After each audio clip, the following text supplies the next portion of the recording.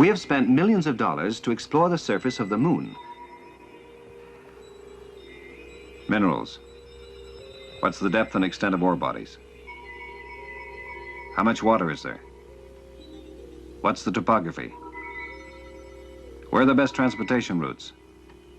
How much will they cost per mile? Where are the best landing sites? We have spent millions of dollars to explore the surface of the moon. But what do we really know about the Earth and its resources? Where are those resources? How great are they? We are in a race against time. 1 billion people are hungry. All their time is used to find food. They are losing the race. The world is losing their potential contribution. How can productivity be increased? What resources can be developed? How fast and at what cost? How should the benefits be distributed? We need information. Data on resources has been piling up for years, even in the newest countries. The problem is how to store it, measure it, and analyze it. Just to look at it, using conventional methods, would take years and years.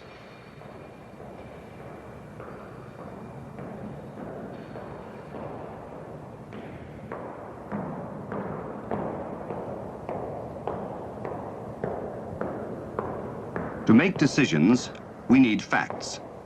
But we have facts.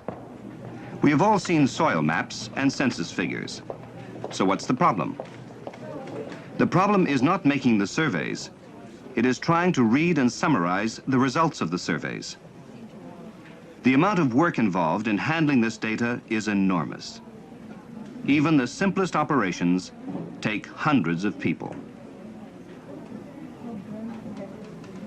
Raw data and statistics have to be cataloged, stored, summarized before the data can be used to make decisions. The process is painfully slow. It's bad enough when you're handling census data. It's even worse when you have to handle maps. And so much of our land information comes only in maps. Suppose an administrator wants to find out how much good farming land in his province is still undeveloped, and where.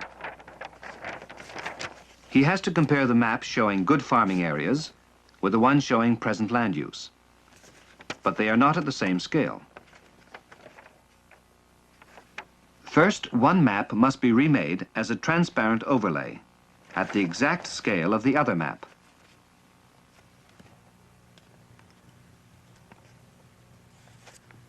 Checked,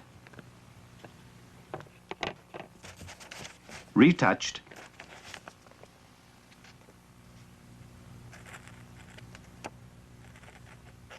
positioned.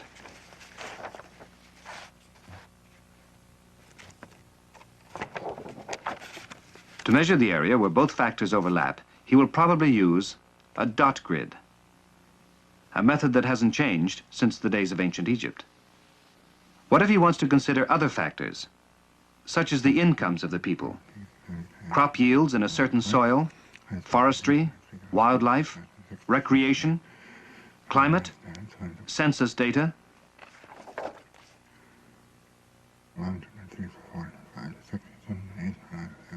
To compare two factors over 100 square miles will take one man a whole working day. To compare only 6 basic factors for all of Canada would take 556 people 8 hours a day for 3 years. It would cost $8 million. But we don't have the staff, we don't have the time. More resource data comes in every year, every month, every day. Crop and forest assessment, soil surveys, forestry surveys, timber pest counts, wildlife surveys, sampling, analysis, and many others. Where have surveys been made? Where do new surveys need to be made? To make our decisions wisely, we will need every bit of this information, and even more. Human beings alone can't handle this vast amount of information. But if we harness the computer and use it to extend our abilities, then we can. At the moment, the government is rather like a farmer who's just inherited his farm. He doesn't really know how big the farm is. He perhaps doesn't know much about the soil. He hasn't got too much idea about the climate, and he's not really sure whether there's usable water. And yet, he has to make decisions that will let him plant the right seed and grow enough food to support his family.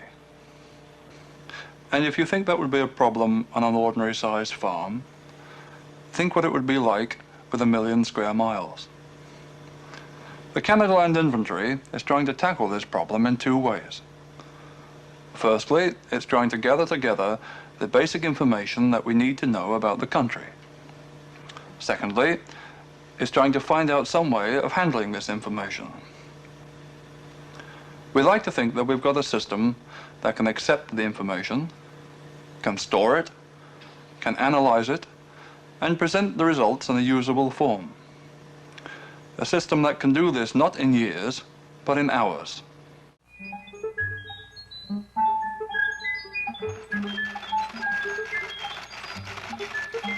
The computer can be an instant library, a bank of information.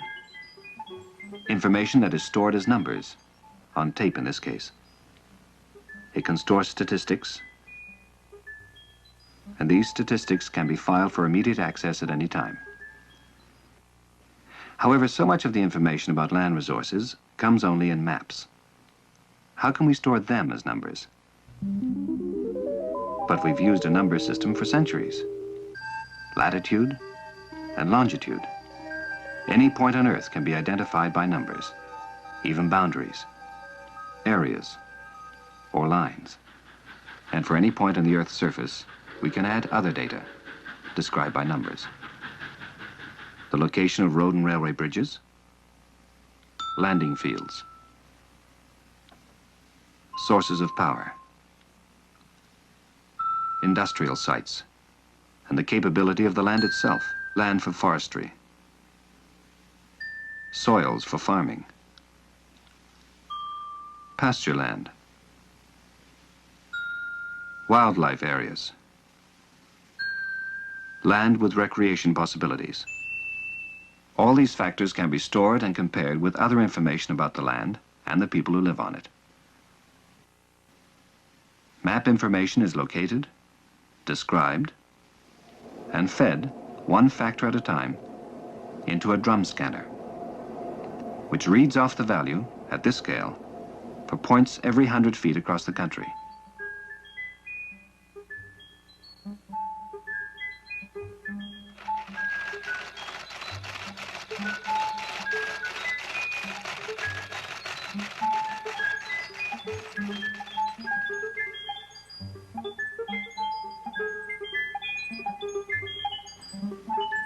These signals are stored on tape.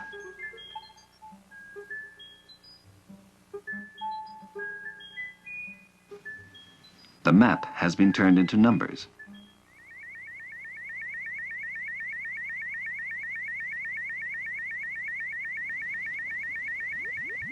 Just as the human eye looked down through the overlays to compare 2 factors, so the computer can compare 2 sets of numbers.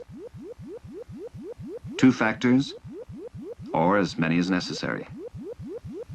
Soils, climate, topography, wildlife, farm and forest capability, and even more important, it can compare all of these with statistics on human resources, census figures by subdivision, average income, family size, age, and information on human needs, employment, costs of development. The computer can look at all these figures, compares them, and puts out the analysis we have asked for, in statistics or in map form, on any scale desired.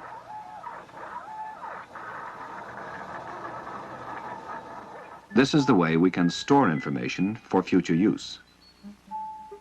compare it, measure it, or print out the analysis in map form. This is the basic concept of the geographic information system. Here it is in actuality. The drum scanner is capable of converting into numbers up to 6,000 maps per year.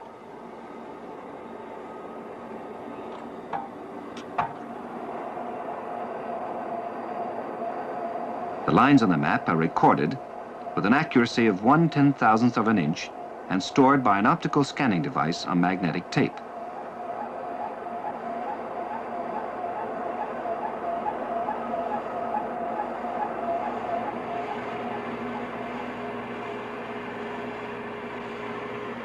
The scale of the map is not fixed. It can be reproduced on any scale at any time. $5.99, 600. Each of the map areas is given a number.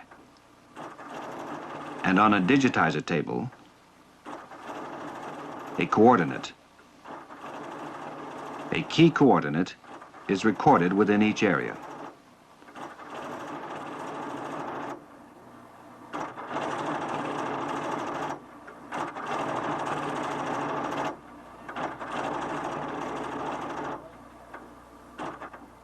The coordinates are stored on punch cards. The information has been located geographically, and it is described on another set of punch cards.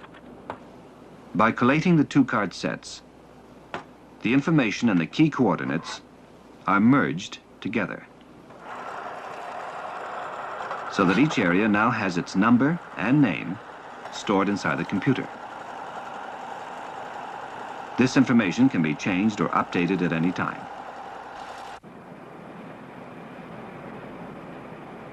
First, it is checked for errors by the computer.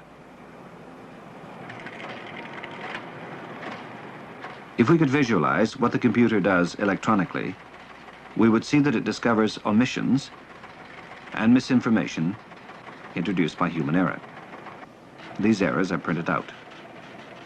The necessary corrections are made either by changing the information on punch cards or by tracing the correct lines and loops with the digitizer.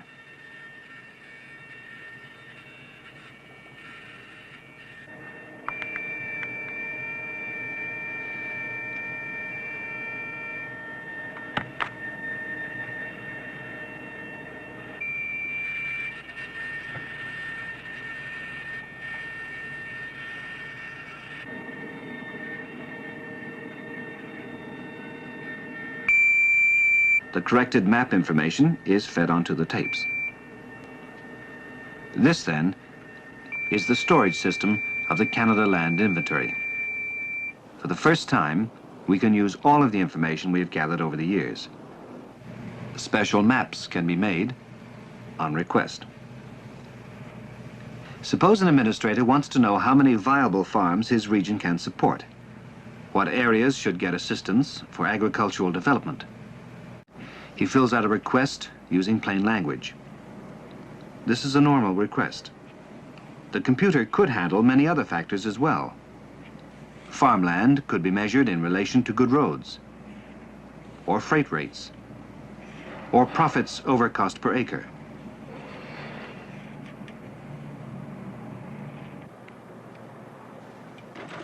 The request is translated into code, and the code into punch cards.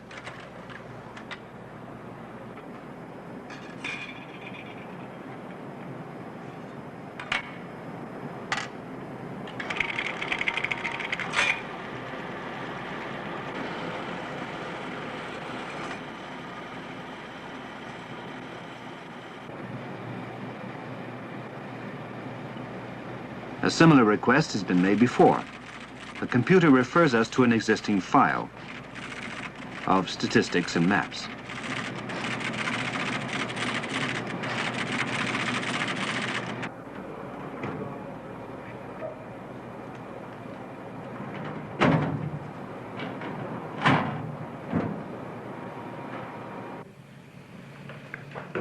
As our administrator looks at the file, he formulates another, more complex question. These are the viable farms. But what about people who live in other areas? Are there possibilities for recreation, wildlife, or forestry? Where should the government invest in development? What is the best land use in each area? What are the human resources, education, income?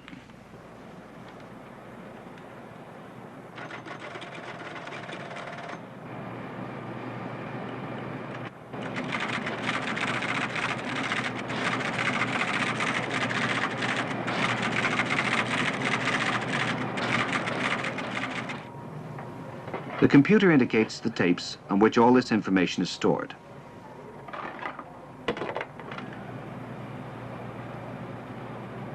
Now it will compare and analyze all the factors at a speed that human hands could never match.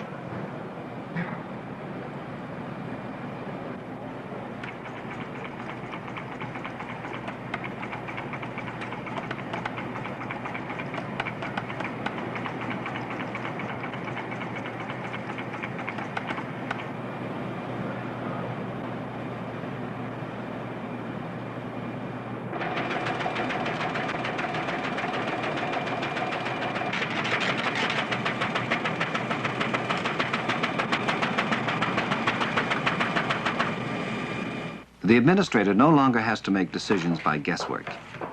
He has access to all the available information concerning land. He can get it in map form, on any scale, instantly.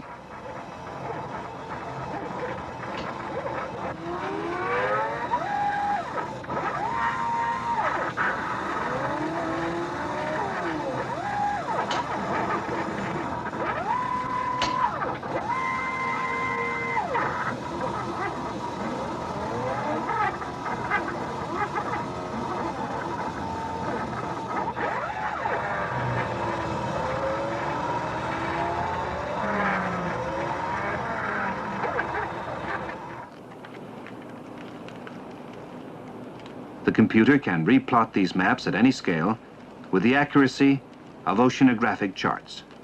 But even when a map has been prepared, the administrator can study it and alter his request to get the combination of information best suited to his needs.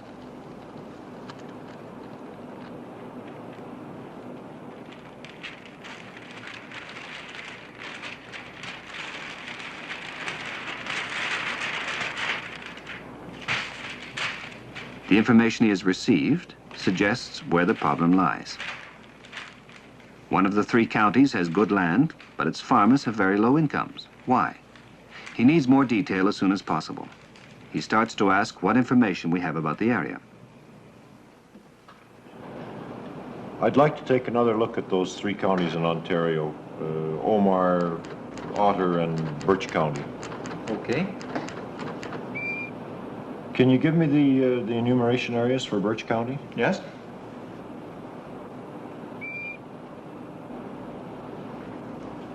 That's too small. Can you blow it up a bit? Yes.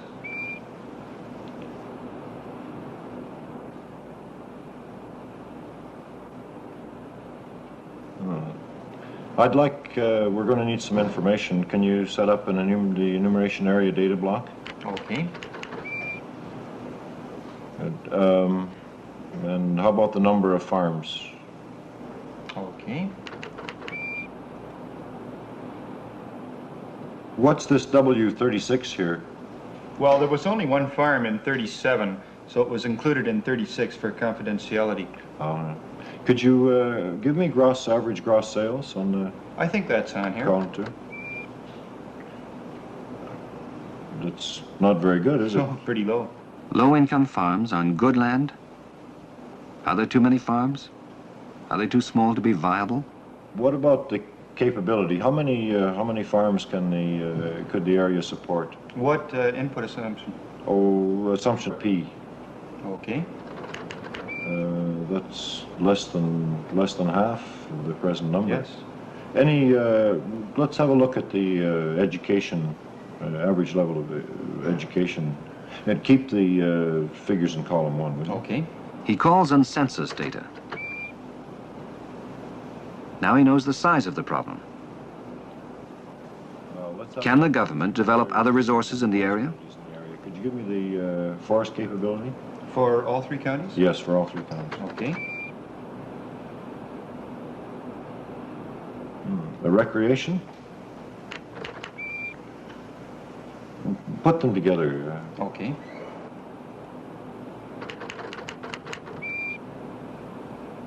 Yes, that looks quite promising. The problem is not solved yet. Much work needs to be done. But for the first time, much of the information he needs is accessible and useful.